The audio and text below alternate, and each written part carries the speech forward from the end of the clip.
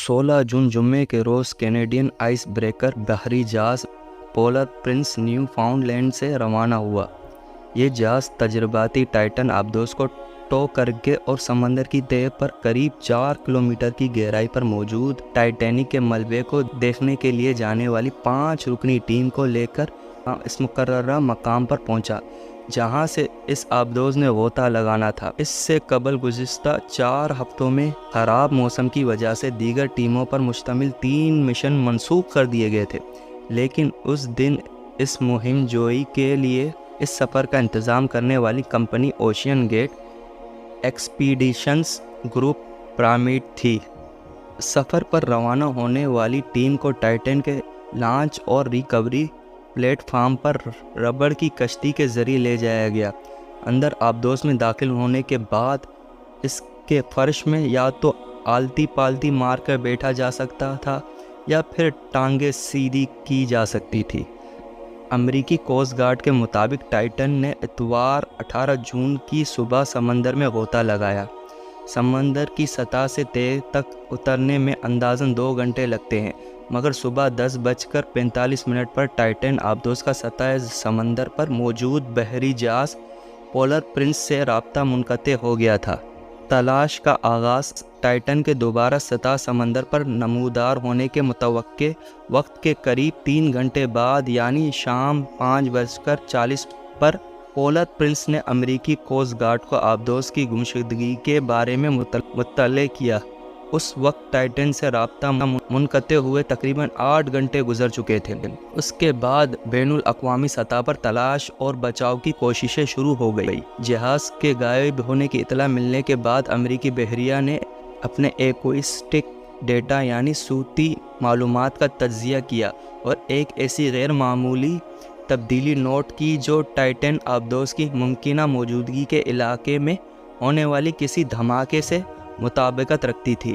یہ وہی وقت تھا جب مواصلاتی رابطے منقطع ہو گئے تھے۔ بحریہ کے ایک عہدیدار نے نام ظاہر نہ کرنے کی شرط پر ایسوسی ایٹڈ پریس کو بتایا کہ اگرچہ اس وقت اس معلومات کو عام نہیں کیا گیا تھا، لیکن بحریہ نے اتوار کو یہ معلومات کوسٹ گارڈ کو فراہم کر دی تھی، جس نے اپنی تلاش جاری رکھی۔ پیر کی سہ پیر تک شمالی کیرولائنا سے ایک C-130 ہرکولس طیارہ اور زیر آب سونار آلات کا حامل ایک کینیڈین P-8 طیارہ تلاش میں شامل ہو گیا۔ منگل کے روز موسم بہتر ہوا اور حد نگاہ میں اضافہ ہوا اور اس صبح تک 10,000 مربع میل کی تلاش کی جا چکی تھی۔ اس دن امریکی ایئر نیشنل گارڈ کا ایک گروپ وہاں پہنچا۔ اس کے علاوہ بہاما کا ایک تحقیقی بحری جہاز ڈیپ انرجی بھی، جس نے کیمرے سے لیس ریموٹ سے چلنے والے روبوٹ تلاش کے اس کے کام کے لیے استعمال کیے۔ دنی اسنا سونار آلات نے منگل کی رات اور بدھ کی صبح بینک کرنے یا زور سے کھٹکھٹانے جیسی آوازوں کا پتہ لگایا، جس سے یہ امید پیدا ہوئی کہ ٹائٹن پر سوار افراد تب بھی زندہ تھے۔ مگر وقت تیزی سے ختم ہو رہا تھا کیونکہ آبدوز میں صرف اتنی آکسیجن موجود تھی جو اس سے اگلی صبح تک چل سکتی تھی۔ جمعرات 22 جون کی صبح ایک روبوٹک گاڑی نے سمندر کی تہہ پر ٹائٹن کی دم کا کونا دریافت کیا، جس کے بعد ٹائٹن کی باڈی اگلے اور پچھلے سرے بھی مل گئے۔ جمعرات کے روز ہی کمپنی نے ایک بیان جاری کیا جس میں کمپنی کے CEO اور پائلٹ اسٹاکٹن رش سمیت ہلاک ہونے والے دیگر افراد کے لیے افسوس کا اظہار کیا گیا۔ سمندر کی تہہ میں اس وقت ناقابل بیان صورتحال دیکھنے کو مل رہی ہے۔ اس آبدوز کے ملبے کے ابتدائی تجزیے سے معلوم ہوتا ہے کہ سمندری پریشر کی وجہ سے اس کے اندر دھماکہ ہوا۔ ہم حقائق جاننے کی کوشش کر رہے ہیں، لیکن اس وقت میرے پاس سب باتوں کا جواب نہیں ہے۔ اس آبدوز میں رش اور ہارڈننگ کے علاوہ ٹائٹینک کے ماہر پال ہنری نارجیولیٹ اور ایک معروف پاکستانی خاندان کے 2 افراد شہزادہ داؤد اور ان کے بیٹے سلیمان داؤد بھی سوار تھے۔ ڈیئر ویورز، اس واقعے سے ہمیں معلوم ہوا کہ آپ چاہے دنیا سے باہر اسپیس میں ہو یا زمین کی تہہ میں یا سمندر کی تہہ میں چلے جائے، جہاں انسان کی موت لکھی ہوئی ہے اسی وقت آئے گی، قسمت اسے خود اسی جگہ لے جاتی ہے۔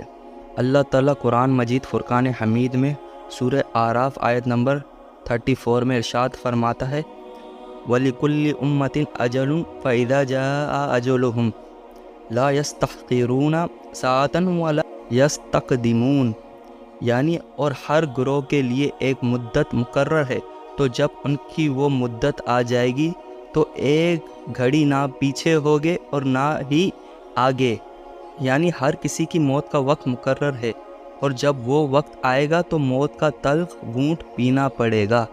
امام غزالی علیہ رحمہ کی کتاب احیاء العلوم میں ایک واقعہ درج ہے۔ حضرت اعمش روایت کرتے ہیں کہ ملک الموت حضرت سلیمان علیہ السلام کی مجلس میں آئے اور ان کے ساتھیوں میں سے ایک کو گھورنے لگے۔ جب مجلس برخاست ہوئی تو اس شخص نے حضرت سلیمان علیہ السلام سے پوچھا، یہ کون شخص تھے جو مجھے اس طرح گھور رہے تھے؟ حضرت سلیمان علیہ السلام نے جواب دیا، یہ ملک الموت تھے۔ یہ بات سن کر وہ شخص بے حد گھبرا گیا اور کہنے لگا، شاید وہ میری روح قبض کرنا چاہتے ہیں۔ حضرت سلیمان علیہ السلام نے اس سے دریافت کیا، تم کیا چاہتے ہو؟ اس شخص نے جواب دیا کہ میں چاہتا ہوں کہ آپ ان سے بچائیں اور ہوا کو حکم دیں کہ وہ مجھے اڑا کر کہیں دور لے جائے۔ آپ نے ایسا ہی کیا۔ تھوڑی دیر بعد ملک الموت دوبارہ مجلس حاضر ہوئے۔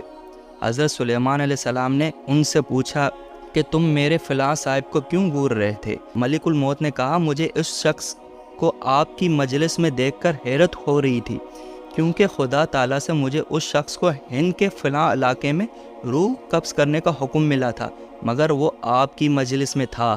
مگر جب میں اس علاقے میں پہنچا تو وہ وہاں موجود تھا جہاں میں نے اس کی روح قبض کر لی۔ ڈیئر ویورز، اس واقعے سے ہمیں یہ بات معلوم ہوئی، انسان کی موت کا وقت آتا ہے تو انسان خود اس طرف چلا جاتا ہے۔